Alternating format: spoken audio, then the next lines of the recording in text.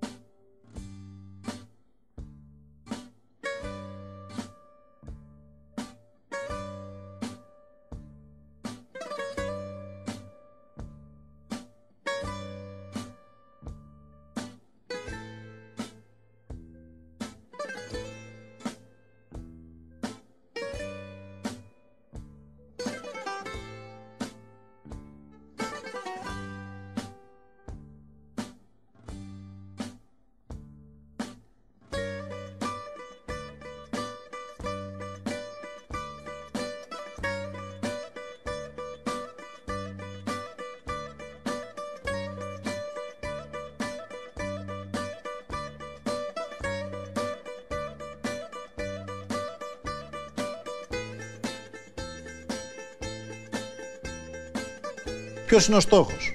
Και πιστεύω λοιπόν θα τα καταφέρουμε. Ελάτε κυρία μου, το όνομά σας και το ερώτημα. Γραμματικογιάννη Μαρία, μέλουσα συνταξιούχος.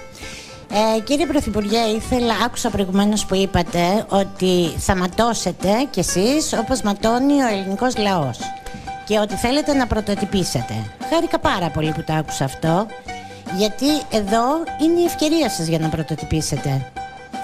Υπάρχουν τα καταπιστεύματα των Ελλήνων, τα οποία υπογράφονται οι ισολογισμοί από τον κύριο Παπούλια, τον Αλογοσκούφη, τον Βασιλάκη του 2007 και θα έχουμε και του 2011 από τον κύριο Βενιζέλο σε λίγο. Αυτά τα καταπιστεύματα λοιπόν λένε ότι η Ελλάδα έχει 3. Για ποιο λόγο θα πρέπει να πηγαίνουμε να κάνουμε διαπραγμάτευση ελεημοσύνης με τους διάφορους Ντάιζεμπλουμ και Μέρκελ και δεν ξέρω πώς λένε. Και σίγουρα, εφόσον είστε πρωθυπουργός της χώρας, γνωρίζετε για αυτά τα καταπιστεύματα και γνωρίζετε ότι αυτό είναι κληρονομικό δικαίωμα των Ελλήνων, όπως έχουν όλες οι χώρες, σε όλο τον κόσμο. Δεν έχει μόνο η Ελλάδα. Γνωρίζετε, εδώ σας έχω το ΦΕΚ, το οποίο είναι της εφημερίδας της κυβέρνησης με τον αριθμό 315 και εδώ μέσα η υπογραφή του κυρίου Παπούλια με τα ποσά, η υπογραφή του κυρίου Αλογοσκούφη. Εγώ δεν έχω καταλάβει τίποτα. Δεν έχετε καταλάβει. Όχι. Υπάρχουν κάποια αποθέματα. Πού υπάρχουν αυτά? Θα τα μελετήσει ο κύριος Τσίπρας, ο οποίος ξέρει. Η Μέρκελ το ξέρει και το ξέρει και όλος ο κόσμος. Εσπευσμένα αν υπάρχουν. Σας φέρνω τα λεφτά. Κύριε Πρόεδρε, σας φέρνω τα λεφτά. Το γνωρίζει όλος ο πλανήτης. Αυτά είναι χρήματα τα οποία... Πάντως τα γνωρίζει όλος ο πλανήτης, αλλά κανείς μας εδώ. Ανήκουμε σε αυτό από το ουσιαστικά από το Bretton Woods. Να σας πω κάτι. Κανείς μας. Ο κύριος Βαρουφάκης προημερών στη Βουλή, στο βήμα της Βουλής... Και τι θέλετε να πείτε?